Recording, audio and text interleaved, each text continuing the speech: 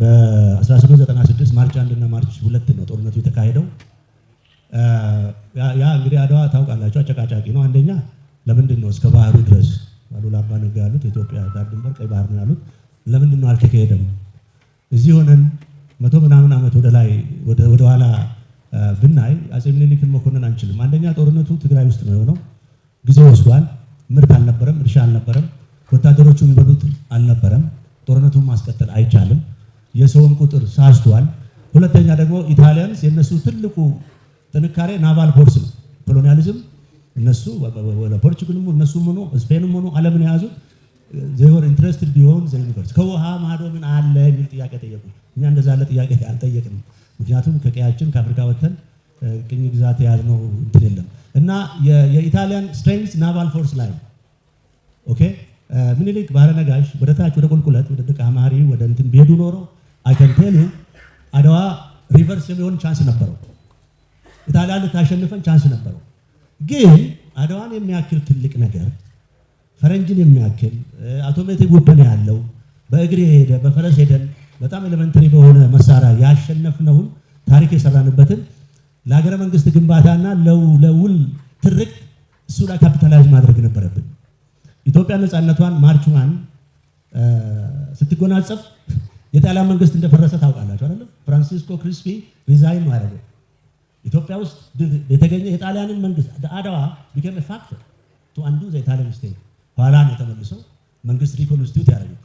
ኢማጂን እንግዲህ ወደኋላ ወደ መውቀስ ትምህርታቸውን የንጉሶቹን ትምህርት ማየት አለብህ፣ ብዙ ነገር ማየት አለብህ። አንዱ ሉዝ ያደረግነው በአድዋ ላይ ካፒታላይዝ ማድረግ። ሌላው ሆነስትሊ ስፒኪንግ ዶክተር ገባ አንድ ነው፣ ረጅም ታሪክ አለን፣ በማራቶን የታወቅንን ብሬቭ ነው። ኦኬ ኮሪያ ላይ አንድ ኢትዮጵያ ተማረከ። ሲንግል ኢትዮጵያን ሳይማረክ አይ ቲንክ 2 ነው 3 በተደረገ ዙር በቃኛው እንትን ፋንታስቲክ የሆነ ታሪክ የሰራች ግን እንደዚህ ያሉ ኮመን ነገሮች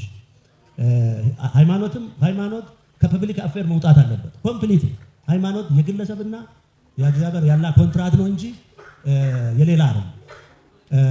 ዶክተር ዳኛቸው ኒውትራል ስቴት ስል አይ ኖ ስቴት ሪሌቲቭ አውቶኖሚ ያለው ግን ኢትኒሳይዝድ ያልሆነ ስቴት ማለት ነው። ከየትኛውም ኢትኒክ ጋር አይደንቲፋይ ማይሆን ሰላፍር ነገርኳችሁ።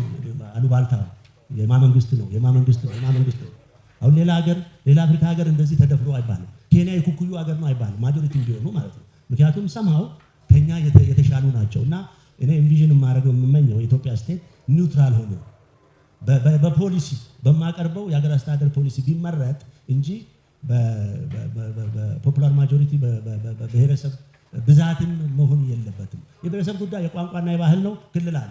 ፌዴራሊዝሙ ባህላችንና የቋንቋችንን ጉዳይ ሊያሟላ ይችላል።